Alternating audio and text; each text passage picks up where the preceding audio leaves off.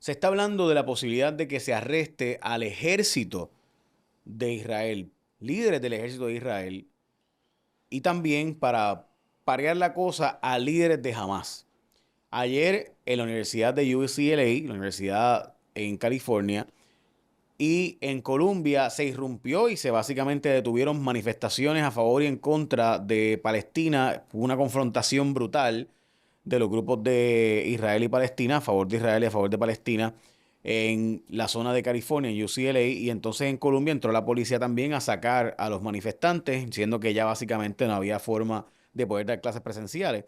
Y entró la policía en el caso de California. ¿Se está saliendo de control esto en Estados Unidos? ¿Pudiera ser un issue que termine siendo de esta magnitud, ¿verdad? De esta importancia política en Estados Unidos, esta confrontación o el llamado genocidio? ¿Y qué pasaría si se arresta en efecto a líderes del ejército de Israel por la Corte Internacional, el ICC, la Corte Internacional Criminal? Con nosotros el profesor José Molinelli, que además de eso es un experto, conoce del tema, pues los abogados no somos expertos. Así que te quería preguntar unas cuantas cosas, pero para empezar, yo sé que tú me vas a decir que, ¿verdad? Que no son, que no eres experto en nada, porque nadie es experto, ¿verdad? En estos temas. Así que cuando yo escucho a alguna gente pronosticar lo que va a pasar, a mí siempre esas cosas me dan un poco de risa porque es como que ojalá supiéramos. Pero esto parece que, o sea, jamás había planteado la posibilidad de crear dos estados y que esa era la solución y que vamos a cuadrar esto hasta aquí, créame un estado palestino y cuadramos. Pero Benjamin Netanyahu y el Likud han dicho históricamente que sobre su cadáver. So, ¿no hay solución a esto de verdad? Bueno, la idea de la propuesta de los dos estados, ¿verdad? Una nueva emergente a consecuencia del conflicto actual, es una que lleva presente desde la incepción de Israel como una forma de mitigar el conflicto. Y tenemos que entender que esa propuesta de dos estados no es necesariamente un acto de reconciliación entre los estados propuestos, sino uno de mitigación jurisdiccional, de decir hasta aquí llega mi poder y hasta aquí el tuyo, como un tipo de pareja cuasi divorciada en ese sentido. Ahora, lo que hemos de entender sobre este tipo de propuesta es que se busca reafirmar el control de Palestina sobre las diversas áreas conocidas como Gaza, el Banco Occidental de Cisjordania, etcétera, como forma de también nosotros evitar de que sigan ocurriendo incursiones y bombardeos por parte de Israel en esas jurisdicciones. Ahora, el gran problema que tiene esta propuesta es que Israel y el gobierno actual israelita, sobre todo, más que los mismos israelitas, han hecho su encomienda la desmilitarización y deshabilitación de una área que ellos consideran que está ocupada por este grupo de interés llamado Hamas, con el cual aparentan no haber posibilidad de reconciliación.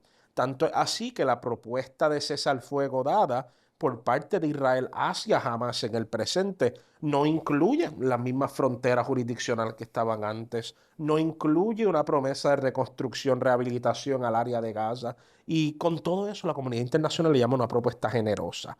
¿Qué significa eso? Que la alternativa es destrucción total. ¿Y acaso jamás aceptará la propuesta sabiendo que le deslegitimiza frente a toda la gente que lo apoyan? Yo creo que ambos bandos están condicionados a no aceptar y que proponer la propuesta fue un acto ritualista. Ayer Foreign Policy, la revista reconocida a nivel internacional, plantea en un artículo que de hecho me parece interesante porque después está Stiglitz haciendo un artículo de la economía global. eh, Plantea en un artículo que Egipto cerrar su frontera no solamente es un acto horrible para fines de no correr refugiados, sino que además muestra un grado de que básicamente hasta ilegal, obviamente, por no aceptar refugiados y lo que serían, ¿verdad?, personas que saben que su vida corre peligro. Y uno ve estos jugadores del mundo y uno escucha hablar de que la Corte Internacional va a arrestar líderes del ejército de Israel y de Hamas. Y esto suena como que el mundo no sabe qué hacer y todo el mundo está tirando para todos lados. O sea, entonces, de verdad que uno ve esto y uno dice, parece ser que aquí no hay alguien que va a poner un fin a esto y esto puede terminar como la Primera Guerra Mundial, donde todo el mundo empezó a hacer lo suyo y terminamos en una situación de guerra. En el caso de Egipto, al igual que el caso de Jordania y Arabia Saudita, que se han rehusado la admisión de más refugiados palestinos, pero que dicho de paso han recibido muchísimos en el pasado, ellos claman que la idea de ellos de cerrar la frontera es evitar que el área sea totalmente ocupada por Israel. Y la preocupación aquí entonces de Egipto es una mucho más política de lo que es humanitaria. Es la idea de que en tanto se permita la salida de los refugiados, no existe ficha de tranque internacional para evitar que Israel ocupe ese espacio. Pero por otra parte, también hay una preocupación etnonacionalista, la idea de hasta qué punto el mundo árabe va a seguir permitiendo su desplazamiento por parte de intromisiones, ¿verdad? De los países Que que consideran anunció ayer adversarios. Israel que considera invadir Rafah, Esa es la la ciudad. cosa. Y también ahí es que está ¿Es otro Rafah o Rafah? cálculo, Rafa, pero ahí es que está ese otro cálculo moralista, ¿verdad? Por este mero afiche político, vamos a dejar que todos los palestinos mueran en el bombardeo inevitable de esa ciudad. Así que también ahí tenemos el balance de lo que es moralidad con política. Ahora, en cuanto a la Corte Penal Internacional, creo que tenemos que entender que esta corte no opera similar a las cortes de distrito estadounidenses que cuentan con cuerpos de alguaciles que pueden hacer órdenes de diligenciamiento de las órdenes dadas en los tribunales. La Corte Penal Internacional, edificada en gran parte mediante el Estatuto de Roma, depende de los estados signatarios que se consignaron al tratado que llevó a su creación para ejercer esto. Y como a nivel internacional está este llamado principio de soberanía, mediante el cual un Estado no puede intervenir sobre los asuntos jurisdiccionales de otro sin una justa causa, no es que vamos a ver personas yendo a Israel o a Palestina a arrestar a estas personas. Lo que generalmente ha ocurrido en estos tipos de órdenes de arresto es que estas personas acaban en una jurisdicción de algún país que ha firmado el Tratado de la Corte Penal Internacional y ahí las autoridades de ese país, en colaboración con la Corte, arrestan a la persona. Y fue el caso de los tipos de emplazamiento que se le hicieron a Pinochet, a Fujimori, etcétera, cuando estaban presentes en España. Así que no creo que va a ser un acto tan dramático como el arresto de estas personas. Pero ¿por qué entonces vale hacer esto? ¿Acaso no es un acto fútil? El propósito del acto, Para la gente que no sabe, ¿dónde está esa corte? ¿Dónde está la Corte Internacional Criminal? la Corte Penal Internacional me parece que está en Países Bajos, si no me equivoco. Y allí Sí. un grupo de gente se reúne y dice, vamos a acusar porque cometió un delito contra la humanidad fulano. Básicamente es la idea. Ahora, la jurisdicción de esta corte tiene una jurisdicción bastante universal y por jurisdicción nos referimos a sobre qué persona o asunto esta corte puede deliberar, que también está la parte de competencia. Y la jurisdicción de la Corte Penal Internacional son unos tipos de derechos que son reconocidos universalmente, dígase los derechos humanos, algunos principios de jus cogens, etcétera. Así que esta corte puede procesar a personas fuera de su jurisdicción, fuera de los países que la han firmado. Y en el pasado lo ha hecho. Ahora, solamente mediante la cooperación de los países signatarios. No tiene un cuerpo policíaco, no tiene un cuerpo de alguaciles, y esta corte pues depende de que sus países ejerzan ese poder. Ahora, tenemos que entender que esta Corte Penal Internacional también pasó una orden de arresto para Vladimir Putin Sí. recientemente. Sí, pero hay un Y es pequeño problema y es que él tiene bombas nucleares, así que también por otro lado, pues yo no sé si tú, Juanca, no sé si te ha ocurrido alguna vez ir a arrestar a alguien que tiene un botón nuclear. Está Este, ese factor, pero también está el hecho de la complejidad diplomática que trae ser eso. Vladimir Putin recientemente visitó, bueno, recientemente como hace un año, a Sudáfrica. Y Ujú. Sudáfrica, un país que fue signatario Que es uno de los grandes precursores de esta de la ley, de Corte la Corte Penal Internacional del Seguro. Internacional. Y estando Putin en su jurisdicción, el mandato del tratado sería que Sudáfrica tiene que arrestar y detener a la persona. Cosa que no hizo, pues por una razón obvia diplomática y de tensión internacional. No, Tenemos que además entender. de que Rusia y África, Sudáfrica hacen comercio continuo. Y yo tengo que plantearte que una gran mentira que nos han hecho pensar es que Rusia está sufriendo las sanciones occidentales. La respuesta ha sido que Rusia, de hecho, le ha dado el mapa de la ruta a China, porque han logrado evadir estas sanciones de una forma fenomenal para su economía. Sigue creciendo su economía. ¿Por cuánto tiempo? Pues Sí, esa evasión de las sanciones ha sido una estrategia que pudiéramos considerar exitosa rusa, pero en gran parte depende del estado desalineado de Rusia preexistente de los Estados Unidos. Si bien había una cooperación con el bando occidental de los Estados Unidos, ya Rusia desde tiempos de la Unión Soviética tenía sus barajas económicas tiradas en muchos otros mercados. Es decir, que Vamos a hablar ya mismo de China y Rusia porque Generalmente, abrieron una base militar aquí en Antigua. por esa línea, sí, pero tenemos que entender bien importante que esas sanciones operan para países que son dependientes del que sanciona. Pero en tanto tú no seas dependiente del país que te está sancionando, muchas veces le puedes dar la vuelta. Es que uno no pensaría que China, o sea, que Rusia depende de Estados Unidos. Te voy a dar un ejemplo concreto. Mm. Hoy el Congreso acaba de prohibir la importación de uranio de Rusia. O sea, porque Estados Unidos dependía para su operación nuclear de que Rusia le enviara ciertos minerales y ciertos materiales. Y por si acaso sí pasa todavía con China. Mucha gente se pregunta por qué Estados Unidos pues China le envía gran parte de los minerales raros, perdón, que utiliza Estados Unidos en gran parte de su infraestructura. Así que para tú poder hacer ¿verdad? La infraestructura crítica de Estados Unidos depende de lo que llaman minerales raros, que hay muy pocos países que los producen, uno de ellos China siendo uno, así que casi producen 90% de los minerales raros en el mundo. Es más complicado que eso, pero quisiera terminar con Israel, porque si no nos vamos por otros temas y si tú crees que va a diligenciarse esta orden de arresto por alguien o realmente estos soldados y estos líderes del ejército, de hecho algunos han hasta renunciado, porque obviamente ha habido errores, lo que ellos llaman errores, va a haber, o sea, van a ser arrestados estas personas, va a ser realmente arrestado, va a haber unas acusaciones o el Congreso de Estados Unidos que ha dicho que sobre su cadáver va a permitir que esto pase, va a lograr evitar que ocurra esto ante la posibilidad de que Estados Unidos también se intervenga y diga, no, no, no, tú no puedes arrestar a mis aliados. Yo creo que a nivel circunstancial hay ciertos arrestos que se pueden llevar a cabo. Y yo creo que muchos países que han tirado sus cartas o con Israel o con la causa palestina van a aprovechar esto como baraja política interna para decir, mira, en efecto, arrestamos un capitán del ejército israelí que logró entrar a nuestro aeropuerto. Arrestamos un participante de Hamas. Y yo creo que en ese sentido va a ser bien similar a cuando muchos países posterior a los ataques de 9/11 empezaron a arrestar miembros de Al Qaeda a base de la conveniencia política interna que tenía, con el sentimiento antiterrorista, pero también a consecuencia del lazo diplomático que tenían con Estados Unidos. Yo creo que va a ocurrir eso. No creo que va a ocurrir en cuanto al alto mando de estos cuerpos militantes y no creo jamás y nunca que va a ocurrir con un arresto dentro de Israel o Palestina. Es decir, dudo altamente de la capacidad de estos países de entrar a esta jurisdicción y extraer arrestos dentro Estados de ella. Unidos ha planteado la posibilidad de poner al IDF como parte de, ¿verdad? De lo que pudiera ser hasta sancionar. ¿Tú te imaginas ese escenario que Estados Unidos y el Departamento de Estado, por razones estrictamente de política interna, Estados Unidos está en una guerra interna o una posición, perdón, de protestas civiles masivas por la división interna que tiene sobre el tema de Israel y Palestina?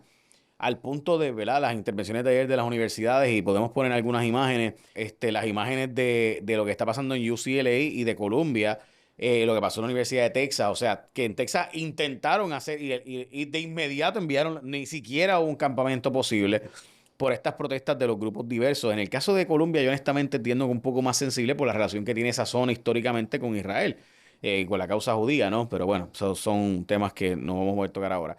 ¿Tú visualizas que Estados Unidos de verdad sancionaría a la IDF, a la IDF, que son las Fuerzas Armadas, ¿verdad?, de Israel, por algún tipo de gestión política interna y de poder apaciguar las protestas de estos grupos en pro de Palestina? No creo, y no creo porque el discurso congresional que se ha dado alrededor de adjudicarle responsabilidad a Israel ha sido mediante guidelines. Y por guidelines me refiero a que Estados Unidos sostiene su apoyo a Israel, lo único que supuestamente está ahora mismo invitando a la creación de unos marcos de comportamiento que supone que Israel siga. Por ejemplo, Estados Unidos le continúa vendiendo armas al IDF, pero últimamente para apaciguar la sanción política interna, lo envía con unas notas al calce en los contratos diciendo no se pueden utilizar de tal forma en zonas civiles, no pueden utilizarlo en ataques imprecisas.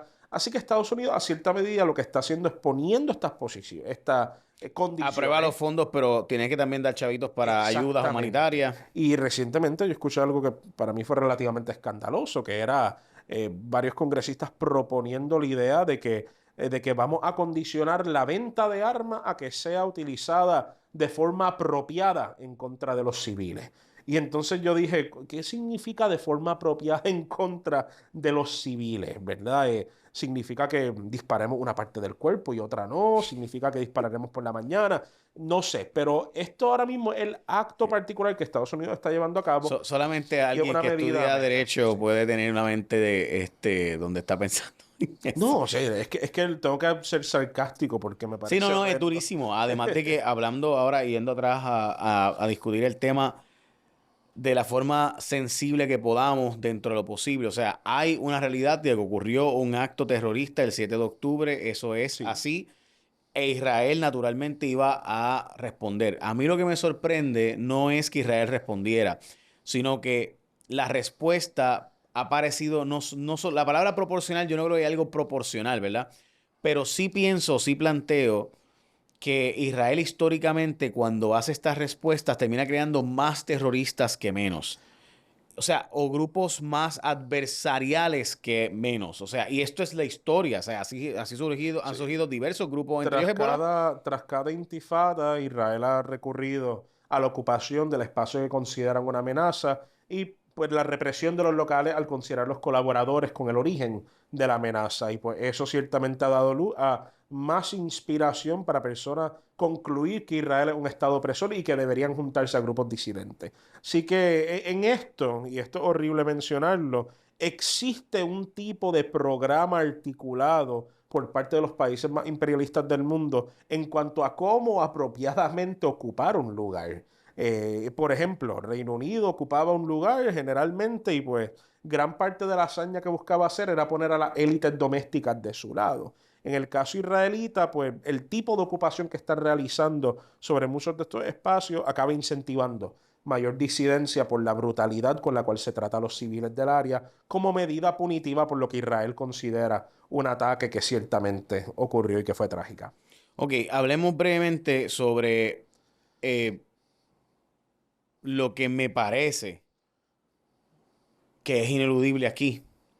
Y es que si no hay una solución de dos estados, y es evidente que no hay una posibilidad de un estado, pues esto será a perpetuidad, la confrontación eterna y lo que fue un ataque de Israel a unos diplomáticos iraníes y los iraníes respondieron obviamente ese ataque con sus diversos ataques y la respuesta de Israel, o sea, esto al parecer es como este conflicto tipo Guerra Fría donde todos sabemos que está a punto de estallar, pero no ha estallado algo a esa magnitud. Yo creo que más que ser una guerra fría, un conflicto que ya ha estallado.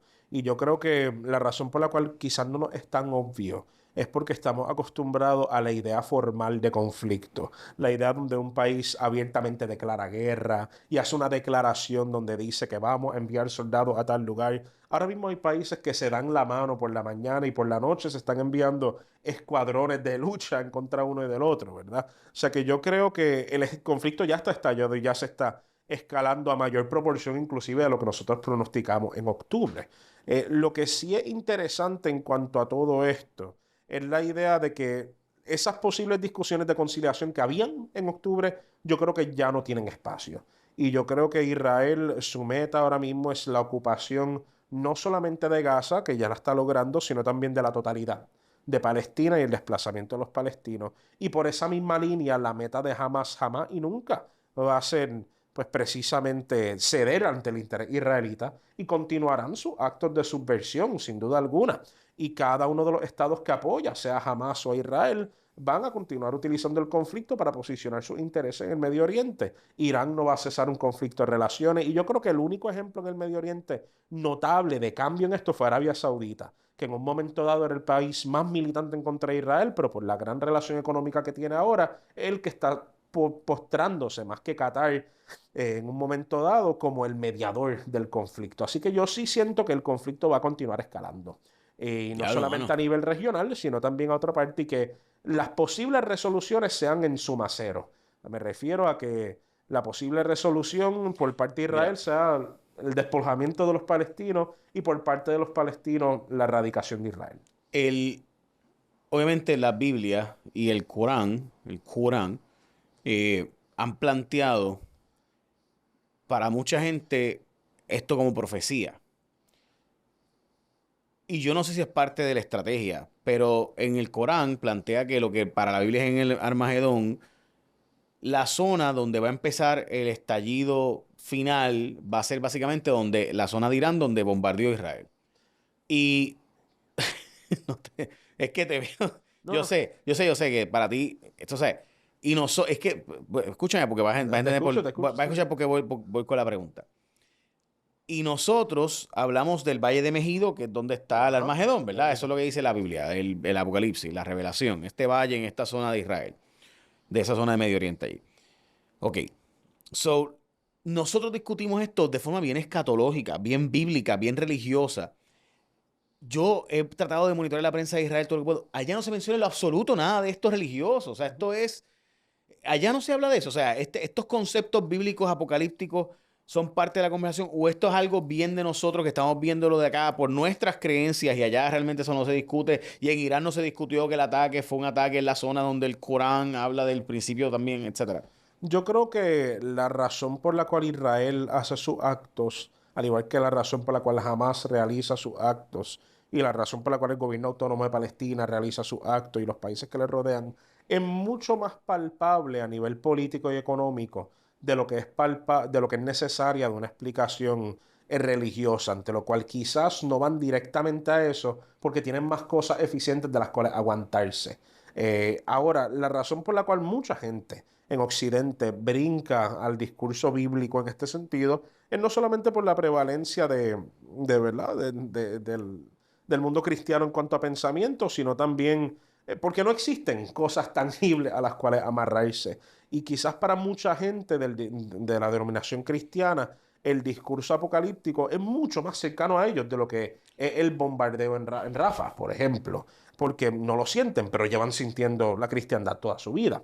Ahora, tenemos que establecer algo también por esa línea, y es que el Valle de Megiddo ha sido desde la época de bronce el lugar de una cantidad de batallas que cada una de ellas ha tenido un lado profético. Desde la batalla entre los hititas y Egipto en el Valle de Megiddo, hasta la batalla del Reino del Norte y el Reino del Sur de Israel, hasta las batallas con el Imperio Persa, los asirios, cuánta cosa, y cada una de ellas ha sido vendida como compatible con los relatos apocalípticos, ¿verdad? Que una cosa que tenemos que entender es que hay algo de sabiduría en cuanto a cómo muchos de estos textos religiosos fueron redactados porque se reconoció la circularidad de ciertos eventos y se concluyó que un lugar como el Valle de Megiddo, que históricamente ha sido el punto de intercambio del Levante, pues que iba a ser naturalmente susceptible a muchas luchas. Así que creo que el relato es bíblico, pudiera ser profético, pero no es necesariamente algo innovador. Yo voy a invitar a Julián Cano, quien ha predicado sobre este tema miles de veces. De hecho, Ujú. tiene un programa de radio sobre este tema. Y yo, o sea, él es un predicador, o sea, una gran persona, lo conozco hace muchos años, de una empresa de temas respiratorios y demás.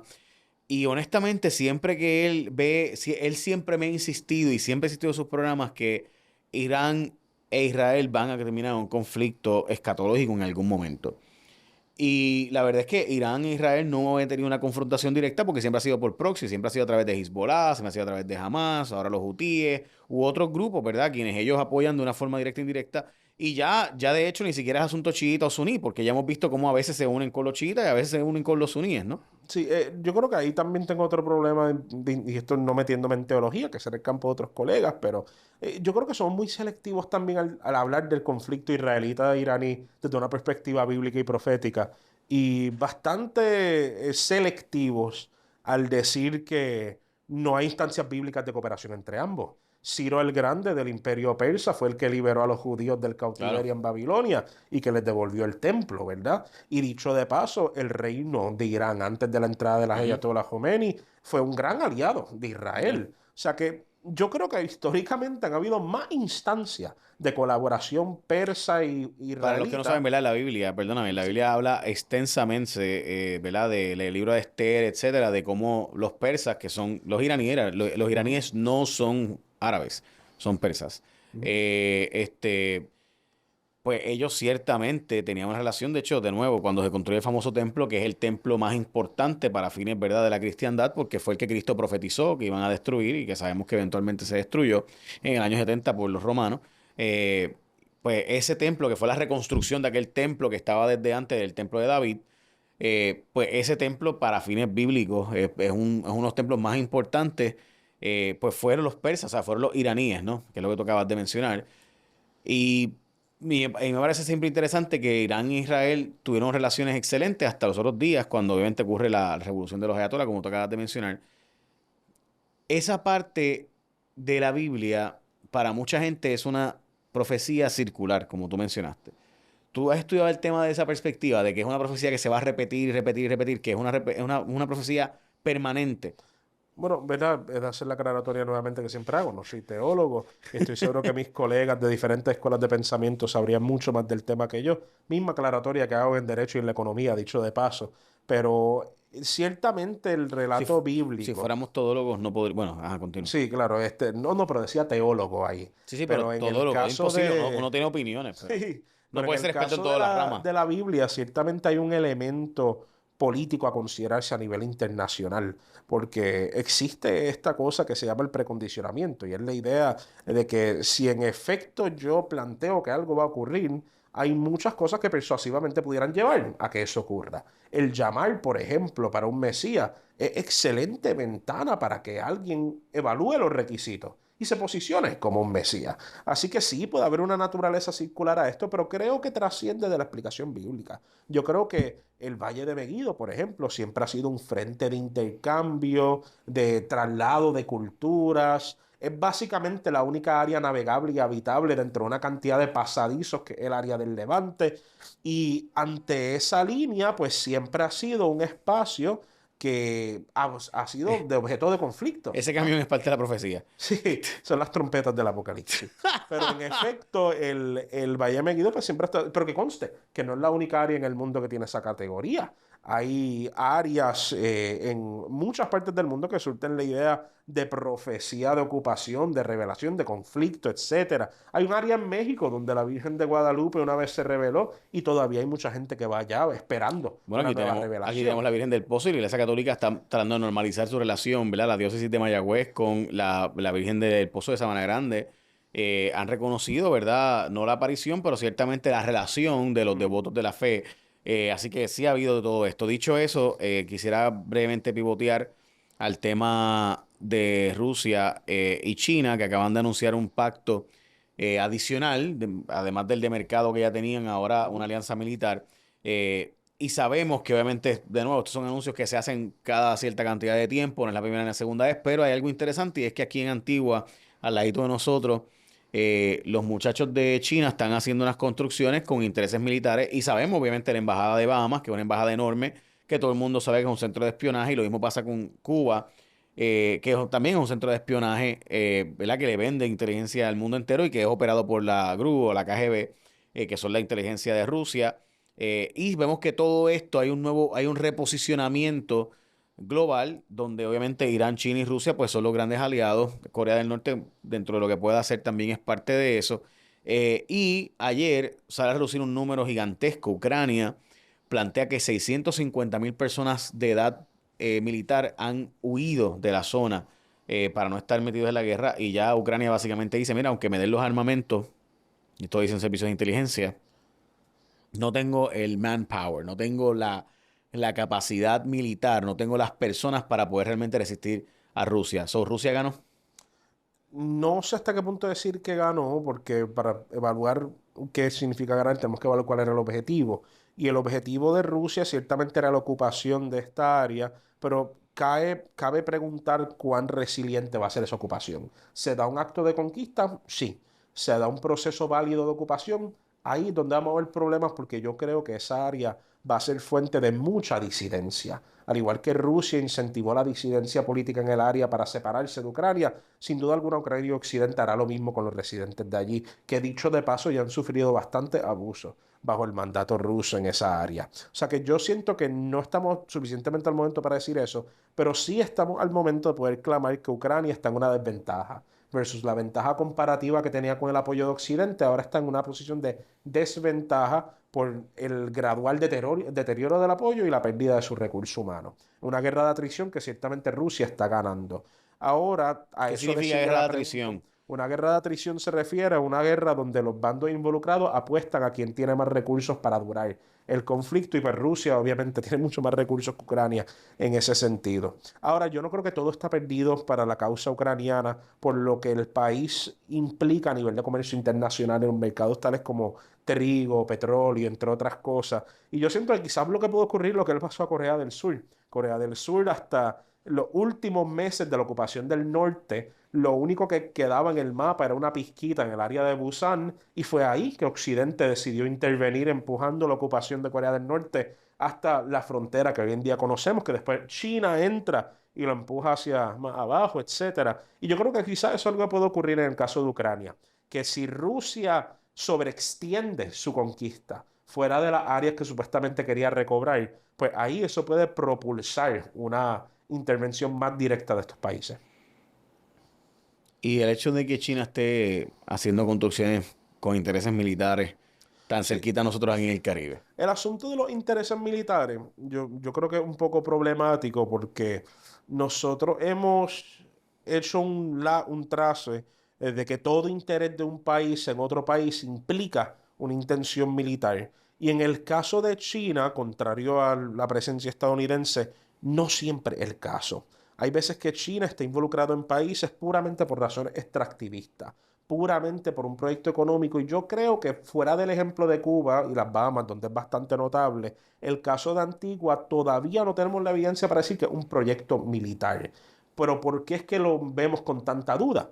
Porque China, como parte de su iniciativa llamada el Belt and Road Initiative, donde pretenden juntar una serie de mercados en el área tropical del mundo, eh, está invirtiendo en la infraestructura de muchísimos países. Dicho de paso, Kenia, Guyana, Brasil, Indonesia, Sri Lanka, entre muchos otros lugares, y dentro de ellos Antigua, y no solamente Antigua, Trinidad y Tobago, San Kitts, entre otros países. Ahora, tenemos que hacer un cálculo muy cuidadoso porque no sabemos todavía si es puramente militar. Y creo que quizás cometemos un grave error en asumir que porque es China tiene que ser un interés militar, cuando la razón de ser de China en el mundo internacional tiende a ser la de extracción económica. Y inclusive, yo creo que en la parte de extracción económica nos puede preocupar hasta más que el hecho de que haya un buque militar ahí. Porque lo que estamos demostrando es que la variedad de países independientes del Caribe, porque dicho de paso, la mayoría de los países en el Caribe dependen de otros países, están aparentemente postrándose en el lado de desarrollo internacional que le ofrece China y separándose de la típica adhesión que tenían a los Estados Unidos. Y yo creo que eso responde en gran parte a cuán eficiente es China en la provisión de su ayuda. China llega a un país y les dice, yo te voy a construir tales carreteras, estadios, lo que tú quieras, simplemente dame licencias de extracción y esos procesos son bien expeditos. El proceso de desarrollo de Estados Unidos es bien a largo plazo. Te prometo incentivar tu industria privada. Algunas veces funciona, otras veces no. Y muchos países donde los políticos pretenden ganar elecciones y que quieren demostrarle al pueblo que construyeron una carretera, un puerto, etcétera, prefieren irse del lado de China, que le da una ganancia instantánea, que del lado estadounidense. Lo veremos, lo Así veremos. será. Pero parece ser que hay un reposicionamiento global y tenemos un presidente de Estados Unidos diciendo que está dispuesto a activar el ejército para remover las personas que él entiende que no tengan ciudadanía. Eh, Tenemos un candidato a presidente diciendo abiertamente que está dispuesto a invadir a México para, ¿verdad? Con los intereses económicos y en este caso antinarcos de México, que está dispuesto a quitar y sacar los secretarios de justicia y jefes del Departamento de Justicia Federal que él entienda que no le hacen caso. So, hay un realineamiento global y los escenarios todos son interesantes. Es correcto. Cuando hablamos de realineamiento, ¿verdad? Creo que tenemos que entender también cuál es el propósito de los países en cuando se alinean con otro país. Y pues ciertamente, a la causa de lo que hemos dicho, el interés de China es mucho más atractivo para países del tercer mundo, donde políticos tienen que demostrar que están desarrollando la economía para poder ganar elecciones. Ese es principalmente el asunto de discusión esencial de los países del tercer mundo. Y pues China se ha postrado como un interventor de ello. Ahora, Estados Unidos sigue siendo la potencia global que mayor seguridad militar te asegura. Yeah. Y hay muchos países que, reconociendo su necesidad de desarrollo económico, todavía obvian con mantener una relación más directa con Estados Unidos, por lo que supone a nivel de apoyo en tanto Consejo de Seguridad como a nivel de intervención. Y tenemos que entender que el ejército estadounidense sigue siendo la fuerza expedicionaria global con mayor capacidad de depósito y extracción. Es decir, que Estados Unidos tiene un cálculo que en menos de 24 horas puede estar en cualquier parte del mundo. Y eso es una cosa que solamente su ejército, ahora mismo y en otras partes de la historia, puede clamar. Y eso sigue siendo un valor muy importante. Y eso lo que significa es que, reconociendo esa ficha dentro de muchas otras que está perdiendo, el complejo militar estadounidense va a continuar reforzándose y va a continuar fortaleciéndose, porque se está convirtiendo en la única ficha de tranque que Estados Unidos tiene en la esfera internacional. Ciertamente, su poder se ha reducido a eso. Muchas gracias, profesor Molinelli. Nos vemos, corillo, como diría Chente.